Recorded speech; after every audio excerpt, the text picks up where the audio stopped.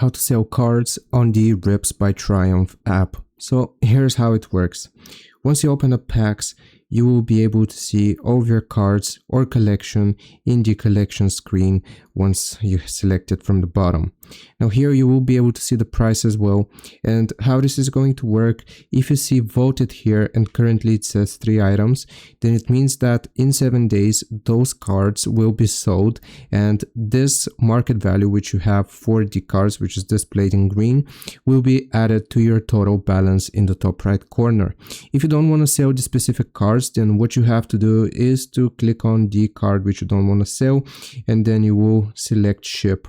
What this is going to do is it's going to ask you for verification, so you will need to sign in with an email address, and then it's going to ask for verification and also your address here. And then you will need to continue, and that way you will get the card and you won't have sold it on the Rips by Triumph app. So I hope this video helps you out. Leave a like and sub. I'll see you next time.